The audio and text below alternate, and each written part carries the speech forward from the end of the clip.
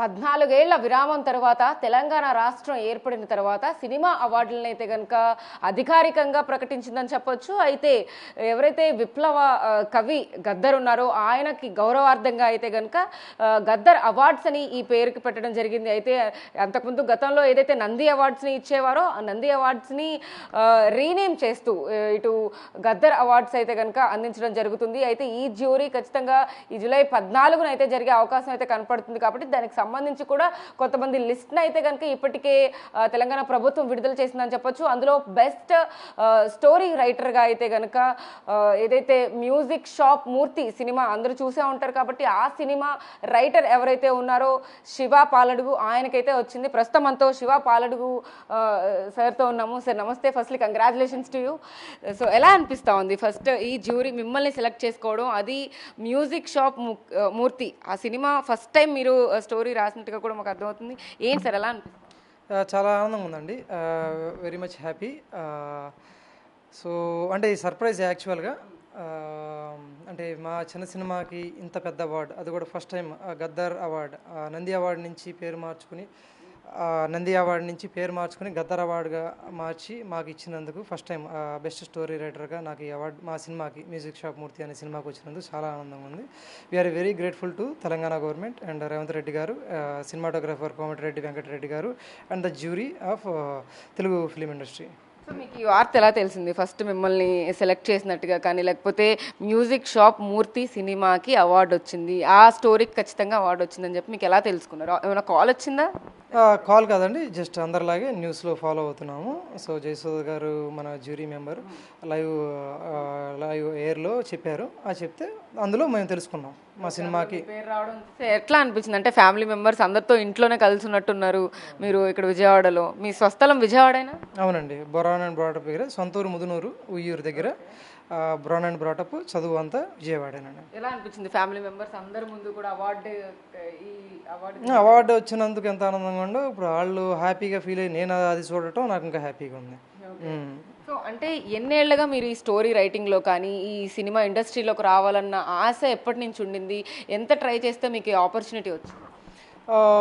Cinema ఇండస్ట్రీలో నేను ఎక్కువ కాలం లేనండి, చాలా బ్రీఫ్గా నాగేశ్వన్ గారి దగ్గర ఒక 10 రోజులు పనిచేశాను.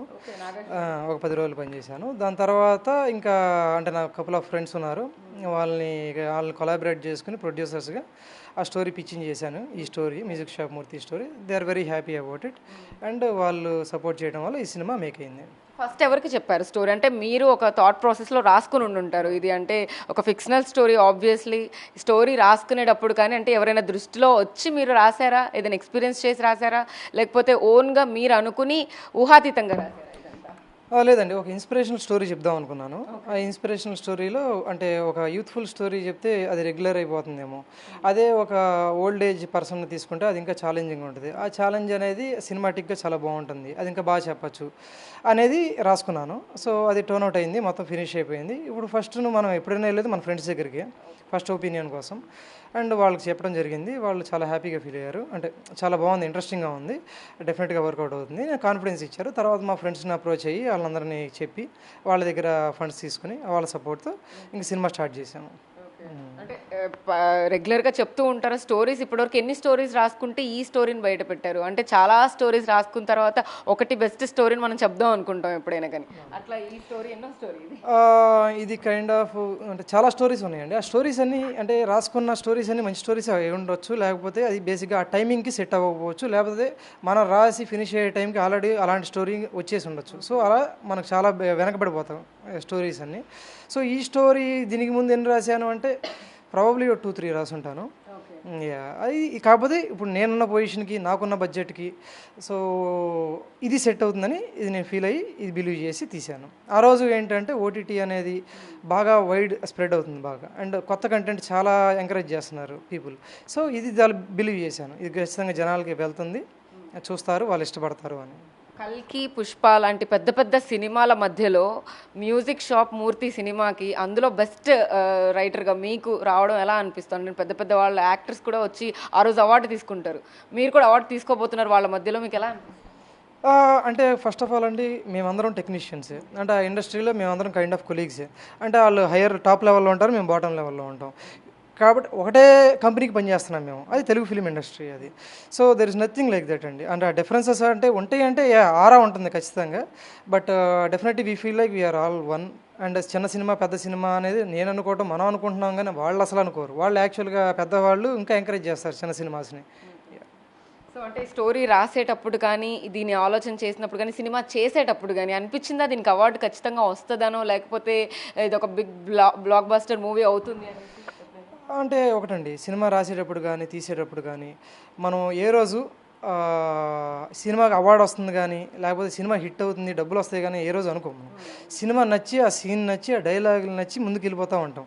ఓవరాల్గా ఫైనల్గా సినిమా ప్యాక్ అయిపోయినప్పుడు, అంటే ఆ స్టోరీ అంతా ప్యాక్ అయిపోయినప్పుడు, బౌండ్ అయిపోయినప్పుడు ఇది చాలా బాగుంది, ఖచ్చితంగా వర్కౌట్ అవుతుంది అని తీస్తాం. అంటే ఏది మనకు నచ్చి ఈ సినిమా మనకు జనాలకు నచ్చాలని తీస్తాం తప్పితే డబ్బులు రావాలో లేకపోతే మనకి అవార్డులు రావాలో అని ఏ రోజు తీయం. ఇవన్నీ కైండ్ ఆఫ్ బోనసెస్ మనకి. ఏదైతే మనకి అవార్డులు వచ్చినాయి కానీ లేకపోతే డబ్బులు వస్తే అది ఇంకా బోనస్ అవుతుంది. ఫస్ట్ యాజ్ అ డైరెక్టర్గా రైటర్గా నా జాబ్ ఏంట్రా అంటే 100 పీపుల్లో 80 పీపుల్కి నా సినిమా నచ్చేలా చేయాలి, అది నా target. So money and awards అనేది బోనస్. సో అంటే మీ ఫేవరెట్ హీరో ఎవరు? మీ స్టోరీకి ఈ పర్టికులర్ పర్సన్ అని ఏమైనా అనుకున్నారా, లేకపోతే ఆన్ ద ఫ్లో వెళ్ళిపోయింది? ఈ సినిమాకి నేను యాక్చువల్గా మొదటి నుంచి అజయ్ ఘోష్ గారిని అనుకున్నానండి. ఆయనే సెట్ అవుతారు, ఆయనే న్యాయం చేస్తారు. ఈ రోజుకి ఈ కథ నేను రాశాను, నేను తీశాను అని కాన్ఫిడెన్స్ కన్నా ఆయన చేయటం వల్ల ఈ కథ అంత బాగా వచ్చింది, జ్యూరీకి అంత బాగా నచ్చింది. ఎందుకంటే ఇప్పుడు నా క్యారెక్టర్ని ఆయన ప్రాణం పోశారు. నేను ఊరికి రాసుకుని వెళ్ళాను, ఆయన ఏం మాట్లాడతారు, ఎలా మాట్లాడతారు, ఎలా బిహేవ్ చేస్తారు, బాడీ లాంగ్వేజ్ ఎలా ఉంటుందని. కానీ అదంతా నిజం చేసింది ఆయన. So half of the credit goes to my actors and అందరూ. గారిని మనం చాలాసార్లు ఆయన విలన్గా చూసాము, కొన్ని సినిమాస్లో ఆయన కామెడీ కూడా చేస్తూ ఉంటారు. అలాంటి పర్సన్తో ఒక ఎమోషనల్ డ్రైవ్ కానీ లేకపోతే ఒక స్టోరీ మొత్తం ఇంకా ప్రొటాగనిస్ట్గా ఆయన చుట్టూనే తిప్పేలాగా ఎలా అనిపించింది? మేబీ అది ఒక డైరెక్టర్కి ఉన్న ఒక ఇదేమో ఆ లక్షణము ప్రాబబ్లీ. మేమేంద్రా అంటే ఎవరు చూడండి చూస్తూ ఉంటాము, అంటే వాళ్ళు ఇది చేయగలరేమో, వాళ్ళు చేస్తే బాగుంటుందేమో అని చెప్పి. అంటే మాకున్న జాబే, మా జాబే అది. అంటే అబ్జర్వ్ చేసి దాన్ని ఎగ్జిక్యూట్ చేయటం. సో ఆయన నాకు అబ్జర్వేషన్లో ఫస్ట్ ఆయన మంచి యాక్టర్ అండి, నెంబర్ 1 యాక్టర్. ఆయన చాలా పొటెన్షియల్ ఉంది. ఆయన ఇంకా మనం ఎక్స్ప్లోర్ చేయలేదు. ఆయన ఓన్లీ 20% 30% ఎక్స్ప్లోర్ చేసాం. ఆయన టూ డెప్త్ యాక్టర్ ఆయన. సో ఈ సినిమాకి నేను ఎందుకు అనుకున్నానంటే కేవలం దాని గురించి, ఆయన యాక్టర్ అనే ముందు తీసుకున్నాను. నా క్యారెక్టర్కి ఆయన బాడీ లాంగ్వేజ్ నాకు పర్ఫెక్ట్గా సెట్ అవుతుంది నేను బిలీవ్ చేశాను. ఆయన 100% అది ఇచ్చారు నాకు. సో అసలు నేను చాలా హ్యాపీ, ఎందుకంటే ఆయన వల్ల ఈ సినిమా అంత రీచ్ వచ్చిందని నా ఫీలింగ్. సో ఆ part of award and all industry గురించి పక్కన పెడితే మీ పర్సనల్ లైఫ్కి వస్తే మీరు ఏం చదువుకున్నారు ఏంటి? అంటే మీరు మ్యారీడా, లైక్ ఎక్కడ ఉండేది? నేను హైదరాబాద్లో ఉంటానండి, మ్యారీడ్, 2 kids. చదువుకున్నదంతా అంటే చెప్పాను, 10th ఇంటర్ వరకు విజయవాడ, తర్వాత చెన్నై, తర్వాత 10th ఇక్కడ స్కూల్ అండి మా దగ్గర పడమటలో, హై స్కూల్ రోడ్లో. అండ్ ఇంటర్ వచ్చేసరికి రెగ్యులర్ బందర్ రోడ్ మీద శ్రీ చైతన్య. అండ్ బీఫార్మసీ చేశాను, అది చెన్నైలో ఎస్ఆర్ఎం చేశాను, ఎస్ఆర్ఎం. అండ్ తర్వాత మాస్టర్స్ చేశానండి. సో అంటే డైరెక్టర్ అవ్వాలని ఎప్పటి నుంచి మీకు ఆ కోరిక ఉండేది? పెళ్ళైన తర్వాత మీ వైఫ్తో చెప్పడం కానీ ఇంట్లో వాళ్ళతో చెప్పినప్పుడు వాళ్ళ రియాక్షన్ ఎలా ఉండేది? బేసిక్గా ఎందుకురా సినిమాల్లోకి అనే వాళ్ళే ఎక్కువ మంది ఉన్నారు, కానీ ఎవరు ఎంకరేజ్ చేయరు నిజానికి. బట్ మీకు ఎలా? నేను యాక్చువల్గా అది కైండ్ ఆఫ్ అది టూ లాంగ్ స్టోరీ అండి. కాకపోతే ఏంటంటే చిన్నగా చెప్పాలంటే ఎవరికి తెలియదు నేను సినిమా తీసినట్టు కూడా. సినిమా రిలీజ్ అయ్యే ముందుకు తెలిసింది, 10 రోజుల ముందు. చాలా సీక్రెసీ మెయింటైన్ చేస్తారా? ఇప్పుడు ఫ్రెండ్స్తోనే చెప్తుండే వాళ్ళ, ఇంట్లో కంటే ఎక్కువ? అసలు ఇంట్లో తెలియదుగా చెప్పడానికి అలాగే, అంతే. ఫ్రెండ్స్ నేను చెప్పలేదు. పిల్లలు ఏం చదువుతున్నారు? చిన్నపిల్లలు అండి. అంటే పిల్లల్ని ఫ్యూచర్లో ఏంటి అంటే సినిమా ఇండస్ట్రీయా లేకపోతే ఏంటి, వాళ్ళు ఏం అనుకుంటే అది చేద్దాం అనే నేను మా ఇంట్లో వాళ్ళు నాకు చాలా చెప్పారు, నేను అది అవ్వలేదుగా. నేను ఎన్ని చెప్పినా వాళ్ళు అవ్వరు, చాలా ఇష్టం వాళ్ళది, మనకి అది టూ లాంగ్. సో నాగశ్విన్తో పనిచేశాను అన్నారు మీరు, ఆయనతో వర్క్ చేసినప్పుడు ఆ వర్క్ ఎక్స్పీరియన్స్ కానీ అక్కడ ఏం నేర్చుకున్నారు, ఎలా అనిపించేది మీకు? అంటే ఫ్యూచర్ స్కోప్ కనిపిస్తుండేదా? డెఫినెట్గా అంటే ఫస్ట్ వచ్చేసరికండి ఆ సెట్లో ఉన్నప్పుడు నేను ఫస్ట్ ఆ సెట్లో ఎంజాయ్ చేస్తున్నానా లేదా అనేది నా ఫస్ట్. ఎందుకంటే నేను ఫర్దర్గా కంటిన్యూ అవ్వాలంటే నేను ఎంజాయ్ చేయాలి వర్క్ని. సో నేను ఎంజాయ్ చేస్తున్నానా లేదా అని చూసుకున్నాను. 100% ఎంజాయ్ చేస్తున్నానని తెలిసింది నాకు. అండ్ నాగశ్విన్ గారి వర్క్ వచ్చేసరికి ఆయనది బెస్ట్ వర్క్లో ఆయన ఇచ్చారు. ఎవడే సుబ్రహ్మణ్యం, లేకపోతే మహానటి, కల్కి, ఈ 3 సినిమాలు ఆయన అసలు ఒకటి దాని మించి ఒకటి తీసుకుంటూ వెళ్ళారు ఆయన. అంటే ఇంకా ఆయన వర్క్ స్టైల్ అంటే మళ్ళీ ఇప్పుడు ఒకదాని మించి ఒకటి తీశారు కానీ బట్ హీ నెవర్ దాన్ని ఏమంటారు loses it on the set. చాలా పీస్ఫుల్గా, చాలా కామ్గా. ఆయనకి ఏమన్నా కొంచెం డౌట్గా ఉంటే పక్కకి వెళ్ళి సపరేట్ అయ్యి ఆయన వర్క్ చేసుకుని వెనక్కి వచ్చేస్తారు. అంటే అరవటాలు ఇరవటాలు ఏమి ఉండదు. అదే అలా ఉంటుందా అన్ని సెట్లు అలా ఉంటుంది అన్నట్లు, బట్ ఆయన సెట్ అయితే కామ్గా ఉంటుంది, నీట్గా ఉంటుంది. సెట్ కయాటిక్ అంటే కయాటిక్ ఎక్కడన్నా సరే కయాటిక్గానే ఉంటుంది. అది మామూలు, మీకు తెలుస్తుంది. అంటే ఒకే స్టేజ్ మీద కల్కి సినిమా డైరెక్టర్ నాగశ్విన్ గారితో, అంటే ఇప్పుడు ఆయన దగ్గర మీరు వర్క్ చేశాను అన్నారు, అంటే ఆయన ఖచ్చితంగా గురువులా భావిస్తారు కాబట్టి మీ గురువుతో పాటు కలిసి మీరు అవార్డు తీసుకోవడం ఎలా అనిపిస్తుంది? ఫార్చునేట్ అండి, ఫార్చునేట్. అది ఏంటంటే అనుభవం ఎప్పుడు అదేంటంటే ఆ సినిమా తీయటం, అదే సంవత్సరం ఆయన సినిమా బయటకు రావడం, నా సినిమా బయటకు రావడం ఒకటే ఇయర్. సో ఒకటే స్టేజ్, అంటే అవార్డ్స్ కూడా ఒకటే స్టేజ్ మీద. సో ఫార్చునేట్ అండి. ఫోన్ చేసి ఏమైనా చెప్పారా నాగశ్విన్ గారికి, ఇట్లా సార్ నాకు అవార్డు వచ్చింది అని? ఇంకా అవకాశం దొరకలేదండి, టూ ఇయర్లీ కదా, చెప్పలేదు. హీరోస్తో బాగా ఎవరితో క్లోజ్గా ఉంటారు? మీకు ఇష్టమైన హీరో ఎవరు? హీరోస్ అంటే నాకు, అంటే ఒకప్పుడు చిన్నప్పుడు ఏమైనా ఉండేవాళ్ళేమో కానీ సినిమా ఇండస్ట్రీ కొంచెం పెరిగినాక సినిమాని బట్టే హీరోనండి. అంటే ఒక సినిమాలో ఒక హీరో చాలా బాగా పర్ఫామ్ చేస్తారు. చాలా డిప్లొమాటిక్గా డైరెక్టర్ వ్యూలో చెప్తున్నారు కదా. డైరెక్టర్ వ్యూ యాక్చువల్లీ కరెక్ట్, ఆ మాట కరెక్ట్. డిప్లొమాటిక్ రాంగ్, డైరెక్టర్ వ్యూలో కరెక్ట్ చెప్తున్నా. ఎందుకు అంటే నాకు ఇప్పుడు ఏ సినిమాలో, ఇప్పుడు అజయ్ ఘోష్ గారు నాకు మ్యూజిక్ షాప్ మూర్తిలో ఇష్టం, ఆయన హీరోనే గారు ఆ సినిమాకి. సో నాకు అది ఇది ఏం లేదు, ఒక సినిమా బాగుండి ఆ సినిమాలో ఆయన పాత్ర బాగుంటే ఆయనే నా ఫేవరెట్ ఆ రోజుకి. తర్వాత మళ్ళీ ఇంకో సినిమా వచ్చి ఆ పాత్ర బాగుంటే ఆయన నా ఫేవరెట్ ఆ రోజు. శివ గారి ఫేవరెట్ హీరోయిన్ అంటే ఎవరు ఎవరు చెప్తారు? సింపుల్ యాక్ట్రెస్ యాక్టర్ అంతే, రెండు ఒకటే. అదే ఆన్సర్ దీనికి కూడా అప్లై అవుతుంది. అంటే ఫ్యూచర్లో అందరితో కలిసి వర్క్ చేయాలి కాబట్టి ఖచ్చితంగా ఒకళ్ళని ఫేవరెట్గా పెట్టుకోకూడదు అంటారా? అంతే కదండి. ఇప్పుడు మీరు ఒక క్యారెక్టర్ రాస్తే ఆ క్యారెక్టర్ ఎవరికి సెట్ అవుతుందో, మన ఫేవరెట్ యాక్టర్కే సెట్ అవుతుంది, అది ఎవరికో సెట్ అవుతుంది అది. లేకపోతే actress, same thing with actress and comedians and వేరే వాళ్ళు కూడా మనం రాసుకునే క్యారెక్టర్ మనం డిమాండ్ చేస్తుంది, నువ్వు వీడిని తీసుకురా అని చెప్పి. మనకు నచ్చిన వాళ్ళని నేను పెడతానంటే అది ఒప్పుకోదు. అది మనం ఏం రాసామో అది ఎలా బిహేవ్ చేస్తుందో ఆ క్యారెక్టర్ తీసుకొస్తుందా యాక్టర్ని.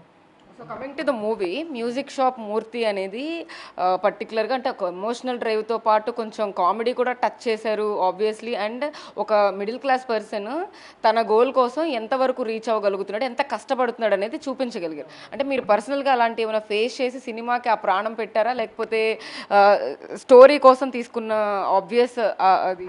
అంటే ఎక్స్క్లూజివ్ అంటే నేను స్పెషల్గా అంటే మ్యూజిక్ షాప్ నుంచి డీజేగా నేను ఎక్కడ చూడలేదు, ఏ ఎక్స్పీరియన్స్ లేదు, నేను ఎక్కడ చూడలేదు కూడా.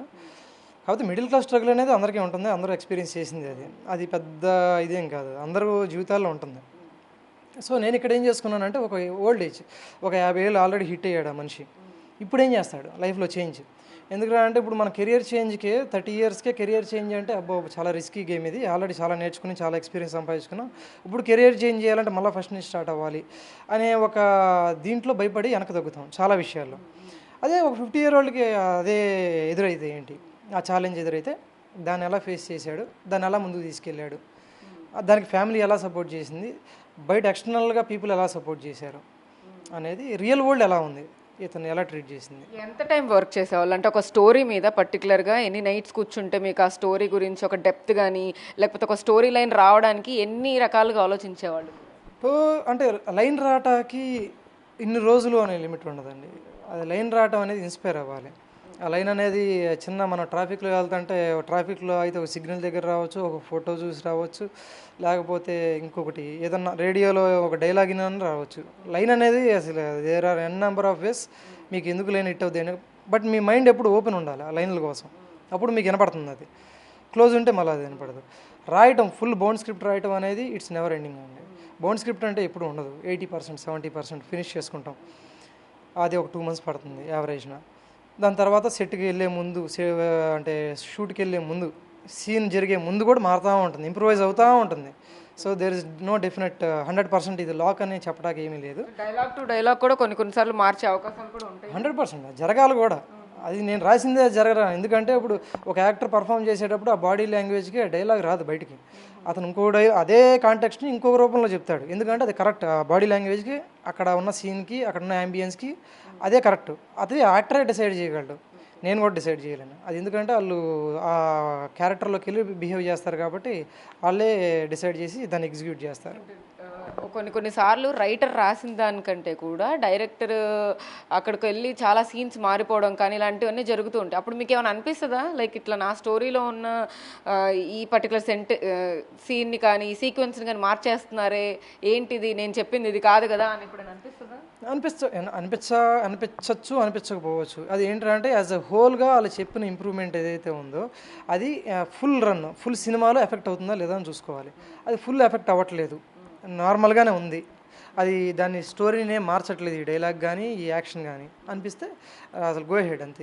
ఇంప్రూవేషన్ అదే దీనివల్ల ఇంకొక సీన్ ఎక్కడో సెకండ్ హాఫ్లో అంటే దీనివల్ల ఎఫెక్ట్ అవుతుంది అని అనిపిస్తే కాదండి అని ఎక్స్ప్లెయిన్ చేసుకుంటే వాళ్ళు అర్థం చేసుకుంటారు. సో వాళ్ళు ఇమీడియట్గా కరెక్ట్ చేసేసుకుంటారు. అది మీరు చేసిన ఫస్ట్ స్టోరీనే, మీరు రాసిన ఫస్ట్ స్టోరీనే సినిమాకే అవార్డు వచ్చింది. ఆబ్వియస్లీ నెక్స్ట్ స్టోరీ ఎలా ఉండబోతుంది అంటే ఇప్పుడు ఆల్రెడీ దాని మీద ఏమైనా వర్క్ చేస్తూ ఉన్నారా, ఎవరైనా అప్రోచ్ అయ్యారా, లేకపోతే మీరు ఎవరైనా అప్రోచ్ అయ్యారా?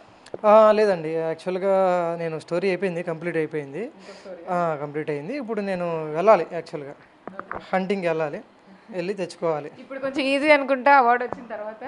అదేం లేదండి, end of the day it's all about story నచ్చితేనే హీరో కానీ ప్రొడ్యూసర్ కానీ ఒప్పుకుంటారు. మీకేమైనా బుల్లెట్ పాయింట్ టార్గెట్ ఎవరైనా ఉన్నారా, లైక్ ఈ హీరోకే చెప్పాలి పర్టికులర్ ఈ పర్సన్ ఇప్పుడు మీరు అనుకున్నారు? ఇప్పుడు నేను రాసుకున్న క్యారెక్టర్లకి ఉంటారండి, సెట్ అవుతారు. ఇప్పుడు ఒకరికి డేట్లు కుదరు, ఒకరికేమో ఇంకో ఇష్యూస్ ఉంటాయి, వాళ్ళకేమో స్టోరీ నచ్చకపోవచ్చు. నేను అడ్జస్ట్ అవ్వాలి. నేను ఇతనికే రాశాను, నేను ఇతనితోనే తీస్తానంటే అది అవుతుంది. సో నేను అడ్జస్ట్ అవుతాను, నా స్టోరీ అడ్జస్ట్ అవుతుంది, నేను అడ్జస్ట్ అవుతా, అందరూ అడ్జస్ట్ అవుతారు. దాంతోపాటు లేడీ ఓరియంటెడ్ సినిమాలు కానీ ఇలాంటివి ఏమైనా తీసే ఛాన్స్ ఏమైనా ఉందా, అలాంటి థాట్ ఏమైనా ఉందా? ఎవరు చెప్పలేరండి. Lady oriented, gent oriented, animal oriented ఎవరికి తెలియదు. అది ఆ రోజు ఏమనిపించింది, అది నచ్చిందా నీకు, ఆ లైన్ మీద డెవలప్ అంటే కూర్చుంటే అది నీకు బాగా వస్తుంది అనిపిస్తే అది రాసేస్తారు. స్పెసిఫిక్గా నేను ఇదే రాస్తానంటే అది అవదండి.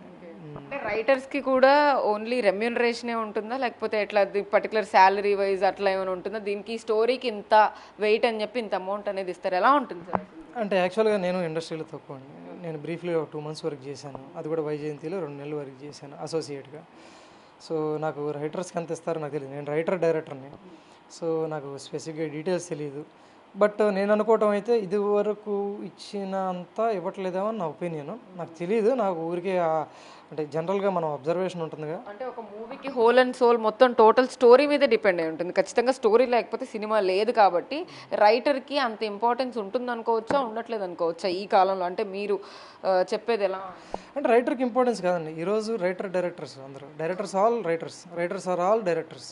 సో స్పెసిఫిక్గా రైటర్స్ అనేవాళ్ళు లేరు ఈరోజు. ప్రాబబ్లీ ఇదివరకు 100 మంది ఉంటే ఈరోజు 10 మంది ఉన్నారు. ఆ 10 మంది కూడా వాళ్ళు ఏంటంటే ఫస్ట్ మనం సపోర్ట్ చేద్దాం, నెట్వర్క్ పెంచుకుందాం, తర్వాత డైరెక్టర్ అవుదాం అనే విషయంలోనే ఉన్నారేమో అని అనుకుంటాను నేను రైటర్గానే ఉండిపోతానని ఎవరైతే ఉండరండి ఈ రోజున. ఇదివరకు ఆ ప్రొఫెషన్కి రెస్పెక్ట్ ఉంది, ఆ ప్రొఫెషన్కి రెమ్యూనరేషన్ ఉంది. So probably they are good with it and they got settled there. ఈరోజు అది లేదు కాబట్టి మీరు అన్నట్టు రైటర్స్కి అంత రెమ్యూనరేషన్స్ ఇవ్వట్లేదేమో, they are all switching to directors. మీ ఫేవరెట్ రైటర్ ఎవరు? రైటరా అదేనండి, చెప్తున్నా కదండి, సినిమానండి. ఇంకా అంటే ఇప్పుడు నాకు కేర్ ఆఫ్ కంచరగాలం ఇష్టం, జెర్సీ ఇష్టం, మహానటి ఇష్టం, నాకు మొన్న వచ్చిన యానిమల్ ఇష్టం. నాకు సినిమా షుడ్ ఎగ్జైట్ మీ. అంటే రైటర్ అనేవాడు స్పెసిఫిక్గా ఒకరితో ఉండదు, 100 జానర్లు ఉంటాయి, 100 రైటింగ్ స్టైల్స్ ఉంటాయి. మొత్తం యాజ్ ఎ మూడ్గా నాకు నచ్చిందా, నాకు అది ఆ రైటింగ్ నచ్చినట్టే. నాకు డైరెక్టర్స్లో బాగా ఫేవరెట్ ఎవరంటే ఏం చెప్తారు? అది ఒకటే ఆన్సర్ అండి మొత్తం. ఇప్పుడు నాకు అంటే ఇప్పుడు సుకుమార్ గారు ఇష్టం, క్రిష్ గారు ఇష్టం, ఈరోజు సందీప్ రెడ్డి వంగ గారు ఇష్టం, తరుణ్ భాస్కర్ గారు ఇష్టం. ఇంకా అంటే చాలామంది ఉంటారు, మళ్ళీ కొత్త వాళ్ళు ఇవాళ చాలా ఉన్నాయి కొత్త సినిమాలు, వాళ్ళు ఇష్టం. రామ్ గోపాల్ వర్మ ఆర్జీవి గారి మీద మీ ఒపీనియన్ ఏంటి? ఆయన సినిమాలు కానీ ఆయన చేసే వ్యాఖ్యలకు సంబంధించి కానీ, అంటే వ్యాఖ్యలు పక్కన పెడితే అల్టిమేట్గా ఇప్పుడు సినిమాలు స్టార్టింగ్లో ఆయన శివ చూసుకుంటే ఎంతో హిట్ ఇచ్చారు ప్రతి సినిమా కూడా. దెయ్యం లాంటి సినిమాలు కూడా తీసి నిజంగా దెయ్యం అంటే ఇలా ఉంటుందా అని భయపెట్టే అంతలాగా ఇప్పుడు సినిమాలన్నీ కూడా ఆయన సరిగా చేయకపోవడం కానీ, అంత ఆకట్టుకోకపోవడం కానీ, పొలిటికల్ వైజ్ సినిమాలు చేయడం, టార్గెటెడ్ వైజ్ సినిమా. అంటే ఒక డైరెక్టర్గా ఆయన చూస్తే ఏమనిపిస్తుంది మీకు అసలు జనరల్గా? ఆయన చూస్తే హ్యాపీ అనిపిస్తుందండి. బికాజ్ ఆయన రోజు ఎగ్జైటింగ్గా లెగుస్తాడు ఆయన. ఎందుకురా అంటే ఆయనకి ఏదో నేను డౌన్ అయిపోయాను, నేను అవుట్ ఆఫ్ ద కాంటెక్స్ట్ అని ఫీల్ అవ్వరు ఏ రోజు. ఆయన డౌన్ చేసుకోరు ఈ రోజు. ఆయన లేగటమే నేను ఈరోజు ఏదో ఒకటి సాధిస్తానని లెగుస్తారు. అది మనకు ఎలా అనిపించిందో అది మన పర్సెప్షన్. ఆయన విషయంలో ఆయన గ్రేటే. నేను బాగానే ఉన్నా కదా అనుకుంటాడు, అవతల చూసేవాళ్ళు తప్పు కదా అనుకుంటాడు ఆయన. సో ఆయన ఇన్స్పిరేషన్ యాక్చువల్గా. ఆయన ఎలా బతకాలి, ఎంత కాన్ఫిడెంట్గా ఉండాలి మనిషి అంటే, డిప్రెస్ అవ్వకూడదు, ఛాలెంజెస్ ఉంటే ఎలా ఎదుర్కోవాలి. ఇప్పుడు చాలామంది ఏంటంటే బ్యాక్అవుట్ అవుతారు ఫైట్లో, ఆయన ఈరోజు నేను బ్యాక్అవుట్ అయినట్టు చూడలే. సో ఆయన రైట్ ఆర్ రాంగ్ అని పక్కన పెట్టేసింది, ఆయన స్టైల్ అయింది. There is no right or wrong అండి, it's choice of words and choice of actions, అంతే. ఒక్కొక్కరికి ఒక్కొక్క యూనిక్ స్టైల్ ఉంటుంది. శివ గారి యూనిక్ స్టైల్ నా యూనిక్ స్టైల్ అండి ప్రాబబ్లీ తెలియదండి యాక్చువల్గా, మీరే చెప్పాలి ఏమైనా గమనిస్తే. అంటే మీరు బయట నుంచి చూస్తారు కానీ నేను లోపల ఉన్నా, నాకు తెలియదు నేనేంటి అనేది. ఫస్ట్ టైం మీట్ అవుతున్నాను కాబట్టి సో సింపుల్ అండ్ నార్మల్గా ఉన్నారు మీరు యాక్చువల్గా. అంటే సింపుల్ అండ్ నార్మల్ అంటే అదే ఉంటుంది, అందరూ అంతే ఉంటారు యాక్చువల్గా. ఇంకా అంటే టెక్నికల్ వైజ్ నాకు తెలియదు, టెక్నికల్ వైజ్ మీరే చూసి అంటే 2-3 సినిమాలు తీస్తే వాళ్ళకే అర్థమవుతుంది, నాకు తెలుస్తుంది నేనేంటి అనేది. నేను తీయాలి 2-3 సినిమాలు తీస్తే కానీ జనాలకి నాకు ఇద్దరికి తెలుస్తుంది నేనేంటి అనేది. ఇప్పుడు ఒక స్టోరీ మీ చేతిలో ఉందన్నారు, ఇంకొకటి సెట్స్ మీదకి వెళ్ళపోతుంది అన్న సినిమా ఏదైనా ఉందా? ఇంకా ఒక్క స్టోరీనే మీ లేదండి, సెట్స్ మీదకి ఏం లేదు. సెట్స్ మీద ఉంటే నేను విజయవాడలో ఎందుకుంటా, హైదరాబాద్లో ఉంటా అయితే. సో సెట్స్ మీద ఏం లేదు, ఇప్పుడు స్టోరీ కంప్లీట్ అయిపోయింది. ఇప్పుడు హీరోల దగ్గరికి వెళ్ళి నేను వాళ్ళకి నేరేట్ చేసుకుని వాళ్ళని కన్విన్స్ చేసుకుని వాళ్ళని ఒప్పించుకొని సినిమా స్టార్ట్ చేయాలి. సో ఎప్పుడు అవార్డ్స్ ఎప్పుడు? June 14th అన్నారండి. So as of today, so ఏమైనా చేంజెస్ ఉంటే చేంజెస్ చెప్తారు. సో యాజ్ ఆఫ్ టుడే అయితే June 14th. ఒక కోఇన్సిడెంట్ ఏంటంటే మా సినిమా కూడా థియేటర్స్లో June 14th, 2024 రిలీజ్ అయింది. June 14 తర్వాత ఇప్పుడు మళ్ళీ ఎగ్జాక్ట్ ఆన్ సేమ్ డేట్ పడింది అంటే. ఓకే అండి, very thanks to you and congratulations from big TV and my side. మళ్ళీ ఇలాంటి అవార్డ్స్ చాలా రావాలని ఖచ్చితంగా కోరుకుంటున్నాను. సో అది ప్రత్యేకంగా గద్దర్ అవార్డ్స్ని అయితే కనుక తెలంగాణ ఎంతో ప్రతిష్టాత్మకంగా తీసుకుందని చెప్పొచ్చు. ఈ అవార్డ్స్లో అయితే కనుక మ్యూజిక్ షాప్ మూర్తికి పర్టికులర్గా ఆ జ్యూరీలో అయితే కనుక శివ గారికి అవార్డు రావడం కూడా ఆయన ఎంతో ఆనందంగా వ్యక్తం చేస్తున్న పరిస్థితి అయితే ఉంది. June 14 అంటే ఇప్పుడు ఆ సినిమా తీసి కూడా సంవత్సరం అవుతున్న కాలంలో అయితే కనుక 1 yearలో విత్ ఇన్ ఫ్రాక్షన్ ఆఫ్ 1 yearలోనే అవార్డు రావడం ఎంతో ఆనందంగా ఉందని చెప్పి శివ మనతో చెప్తున్న పరిస్థితి కనపడుతూ ఉంది. వీడియో జర్నలిస్ట్ సాహిత్య బిగ్ టీవీ విజయవాడ నుంచి.